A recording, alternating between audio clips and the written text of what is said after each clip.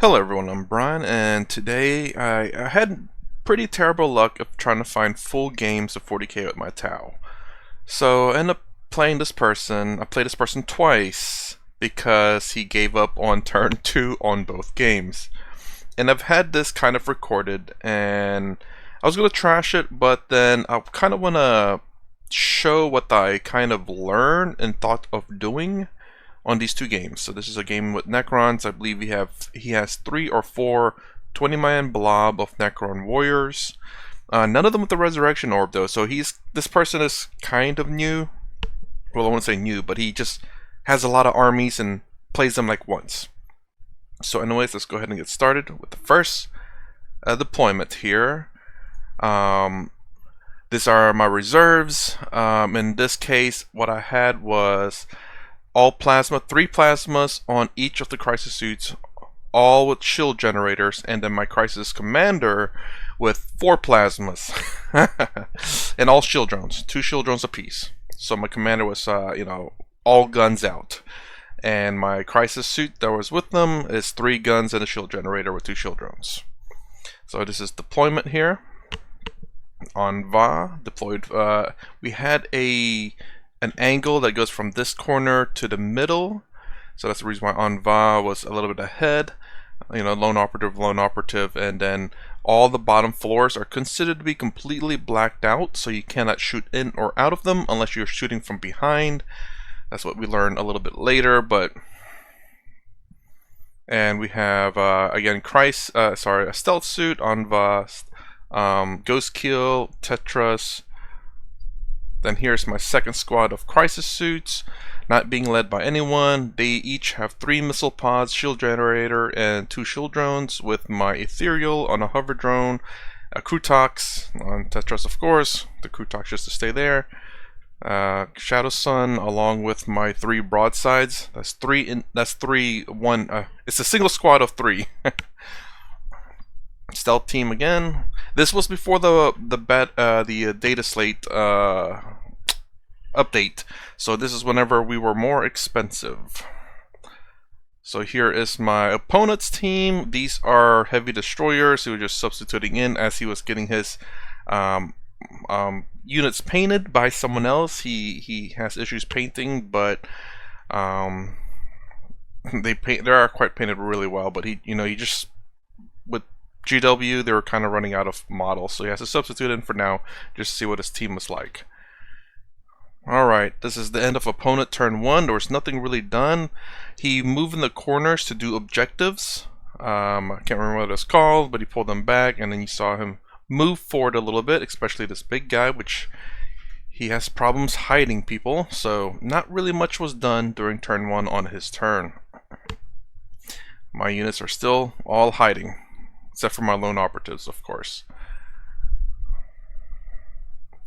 So you see over here, his heavy destroyers moved up, the Necron blob moved up, the Necron blob moved up, that one moved to the side, and this one's doing an objective on the side here. Now this is the end of my turn 1.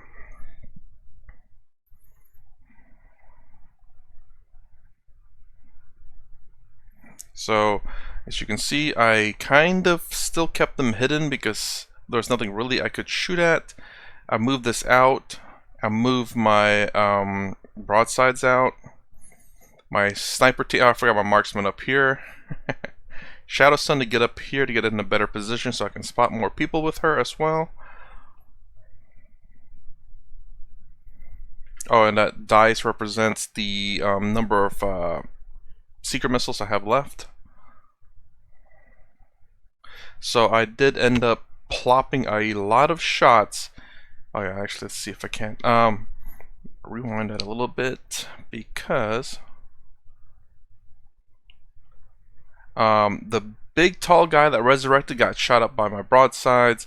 These guys stuck out enough to shoot up his Necron warriors over here to reduce their numbers.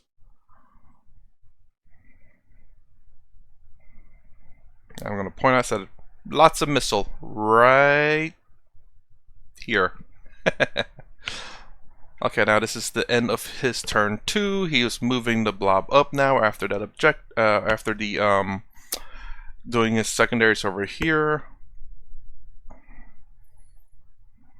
I'm still keeping these guys in positions ready to do spots and to move out. Anva moving forward. So not much has changed. Looks like actually I did take some damage. Clearly one of my broadsides was wiped from these heavy destroyers. I was lucky enough because I was in cover to get cover. And he's just bringing back some units that he res on his turn.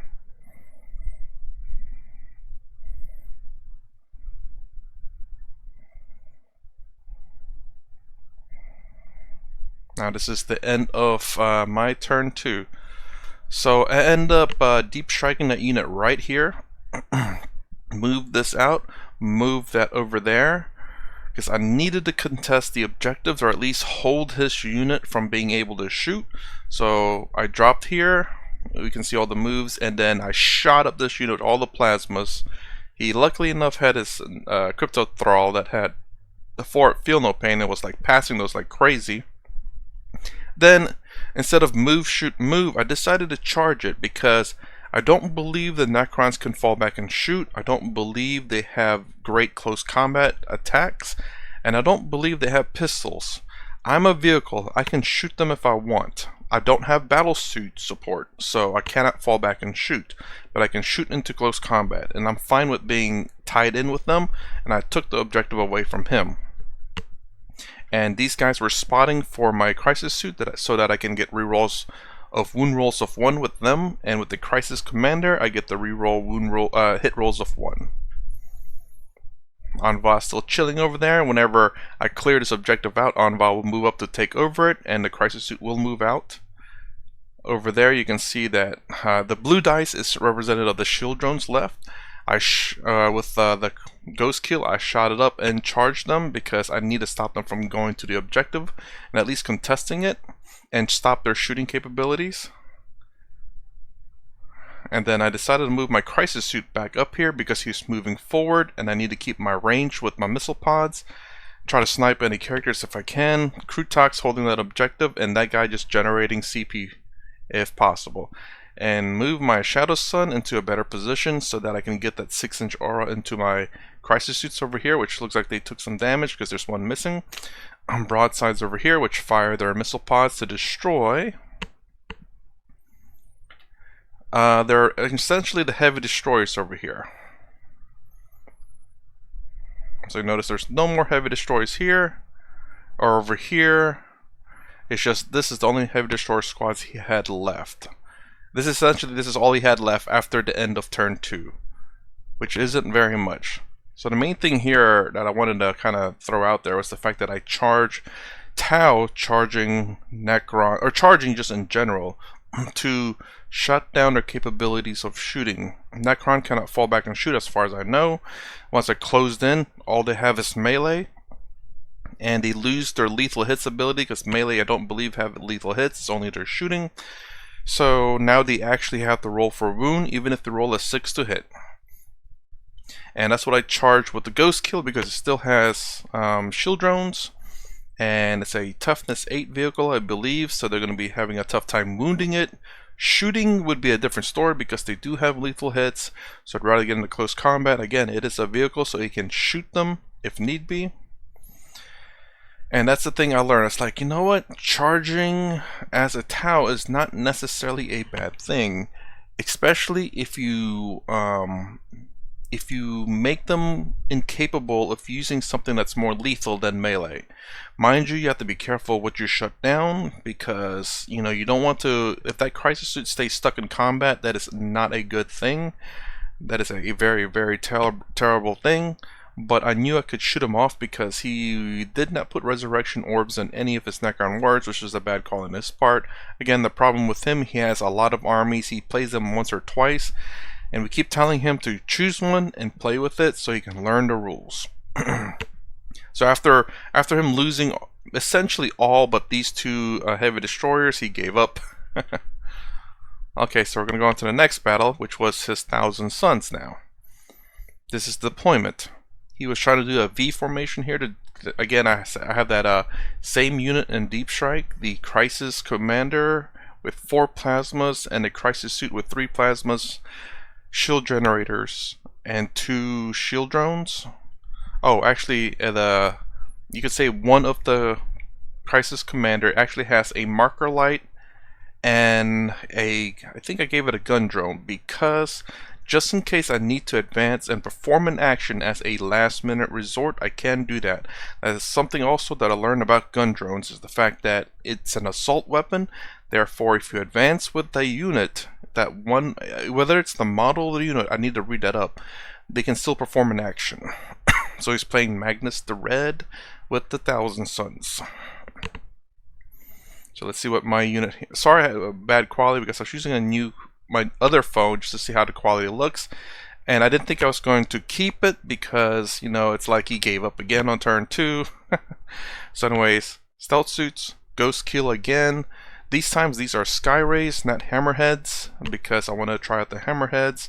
Again, the crisis suit over here with I believe this with missile pods still, because they're on the floor. I need long range, stealth team, marksman. Now this time I have an ethereal with through devastating wounds, I believe it's called, where essentially you got lethal hits, and a 10-man squad of fire warriors attached to him. So 2 sky rays again. Another stealth team right here, and a stealth team over there, so I can provide as much. I can spot essentially the board with a stealth team.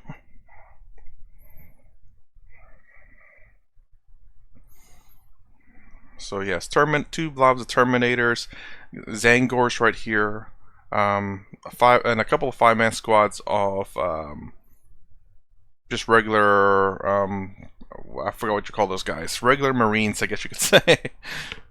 Not Terminators, but the Rubik Marines, that's what they're called. So this is, I believe that, oh, this is actually the end of my turn 1. As you can see, I moved my ghost kill here and shot up over here. You can see right here, my stealth team is moved in this position. You are within 5 inches vertically and considered to be still in unit coherency. The reason why, again, we play in the same rules here, where the bottom row cannot shoot in or out. So these guys are essentially protected, but not him. I'm hoping that if he does shoot into this and this guy's removed, he can no longer shoot at his units, which spares them to allow to be spotted again. Allowed to spot again. Move my sky rays over into this position so I can shoot Magnus. Move my crisis suit with missile pods into this direction so I can shoot Magnus. I move 1 fire warrior right here, so again this unit technically has line of sight to Magnus, even though the rest of them is technically in the bottom as well. So if this guy dies, no longer are they able to shoot at the rest of the squad, sparing them. He will be the first to go, and then once it's my turn, I can always just drop another person up there to spot, and the rest, whatever's left, can stay alive. Again, Shadow Sun, Sky Rays, and same thing over here as well. 1 stealth suit up top, 1 stealth suit out in the side poking. So once again, if this is dead, unless he has line of sight to these 2, cannot shoot them. Same thing with this. Has line of sight of this guy has line of sight of them. Once he's dead, cannot shoot the bottom 2. And mind you, I plop all my shots into Magnus, and he only has 2 wounds left. But we realized that he couldn't do what he did, so technically I killed Magnus in turn 1 with the sky rays and missile pods. He ended up turning my missile pods into hazardous weapon. It was terrible. I shot with 3 crisis suits and spared the rest because I didn't want to lose them. And luckily enough, I just dealt enough damage to kill Magnus.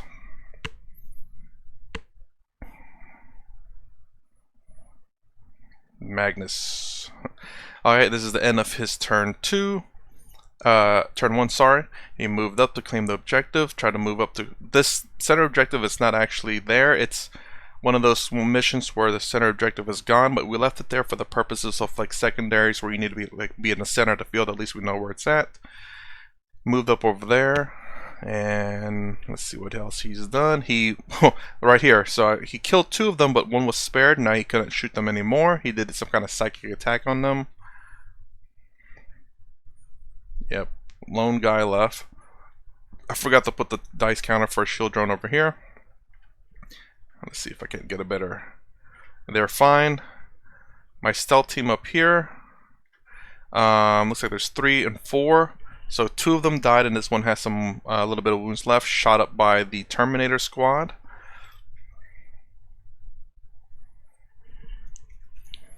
So let's see what happens on the end of my turn 2. So turn 2 was shot out with a little bit of a different camera because I was trying to test out again more cameras. So I dropped in from behind so I can try to start eliminating his rear people to try to get this objective, because this objective is worth 6 points to me if I were to take over it. End up shooting over, split firing with this crisis suit because I didn't guide it, so I didn't get the -1. I had I believe it was 4 shoot into the squad of 5 Rubiks and 3 into this squad, which I didn't fare too well, but good enough. And then with this, I shot into the squad as well and charged.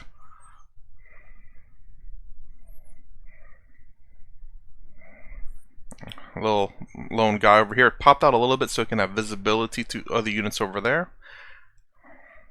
Okay, so this is essentially the end of the round. What he ended up doing after this was he teleported, I think it was this squad of Terminators right here. He severely wounded that, nearly killed all my crisis suits, and nearly killed all of my fire warriors with that one squad of Terminators. It had 3 wounds left. I had a crisis suit with about 5 wounds left, and I think I had about maybe 4 models total, including the ethereal here. But then on my turn, I moved this unit up. He overwatched and dealt the last 3 wounds, and it exploded, dealing wounds to Shadowsun and to my Skyray from the back. I ended up moving this all the way up as close as possible because I wanted to charge the Terminators with my Skyray. Over on the other end over here, let's see if I can go back. So over here, I moved. He kind of backed up. I shot him off, and then I did move. So I moved, shot, and then moved on to the objective. Over here, it was just essentially 1 person left because I moved back and shot.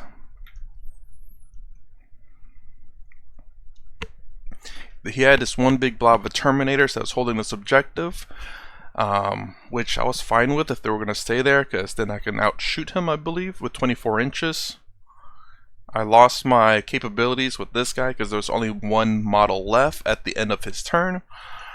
I lost my Skyray because of the missile pods and the anti-tank sorcerer that he had with that unit, and killed this guy. And this one had, I think, like 11 wounds left after the explosion. So anyways, after my shooting, I shot a few of his Terminators. He saved no problem. I charged with the Skyray, and I took over that objective. I took over this objective. I still had this because of the ethereal and the crisis suit and Shadowsun. His biggest threat was the Terminator squad over there and over here, which was still a full 10-man block. Well, actually, it's a little bit more than 10. Because I think one of them had an exalted, a sorcerer, and something else leading the unit. Irrelevant. Anyway, I charge into it. I charge into them to hold them. I was hoping these things can hold him long enough to where I can score enough points that he can't catch up. Because throughout this battle, we were going back and forth with these 2 main objectives. We had supply lines, so you can roll a. Oh my gosh. We had supply line where if you roll a 4+, you get a bonus CP, and an ethereal that would give me a CP and a 4+. For the first 2 turns, 4 rolls, I couldn't roll a 4+ to give me an additional CP. It was crazy. I finally got 1 extra CP on essentially turn 3. Anyways, I charged with my Skyray into this 10-man blob or 11-man blob of Terminators with a character in it, and he literally did nothing. He maybe scratched it twice, but I saved with the armor saves. My crisis was going to stay back here until my my ghost kill can get and hold the objective, then my crisis can move out to shoot out the Terminators. And this guy will move over here to try to hide and hold this objective. I had a Skyray hoping to hold off the Terminator squad over here. And I didn't really have much firepower back here. Shadowsun, not much of a firepower. If she's able to shoot at something, she might be in danger. My single solitary crisis suit that was left, not much. 3 missile pods, meaning 6, was it 3? Yeah, 6 shots. AP1 damage 2, not really much threat of against Terminators. These Fire Wars, yeah. You know, the Gatling gun or the burst cannons and these guns, literally burst cannons, every shot I've done in every game so far, never wounded. All the burst cannon shots that I fired, not a single wound. Anyways, so when I did charge, I didn't realize that the Thousand Suns Terminators didn't have Power Fist.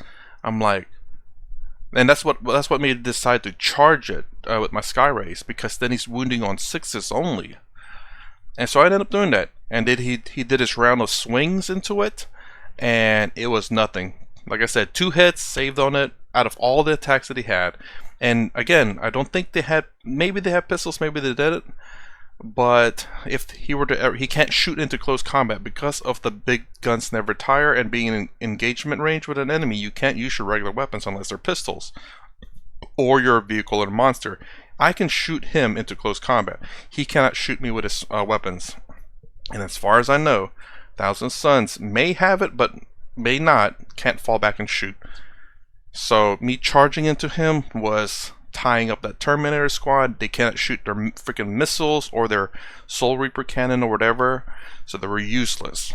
If he falls back and can't shoot or charge, I'm going to just charge right back into him and keep him tied up until the end of the game, or so long as my Skyray is still alive, until I can secure this area with my Ghost Kill, so that my Stealth Suit can get here and hide and just hold that objective.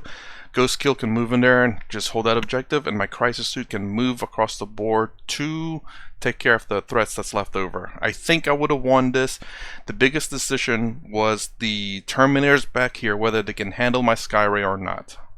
If they couldn't, I think I had it, because my Skyray would keep him busy, and I would start whittling him down with my 3 Sky Missile racks of shots. So was it Strength 14, AP 3, Damage D6 plus 1, and then the Missile Pods, that's twin linked. But yes, so this was the second mission that I played against him, which after you know, tying up his Terminators and realizing that he could barely scratch it, he gave up. So this is the, I guess, the kind of the hint that I wanted to give, is the fact that don't be afraid to charge. If so long as you're not tied up for too long, or that charging into melee with them makes them less threatening than you are. Your crisis suits are vehicles, so therefore they can shoot in close quarters, and maybe you're going to deny whoever you charge the ability to shoot, and maybe their shoot's more lethal than their, you know, fist. So anyways, I do have another video coming up pretty soon. It's going to be my updated list, or my test list, for the new data slate with the points cost reduced, and my gosh, it is looking good. Anyways, that's all I have to say over here. If you like my content, please consider subscribing. Thumbs up, thumbs down below. Thanks for watching. I'll see you in the next vid.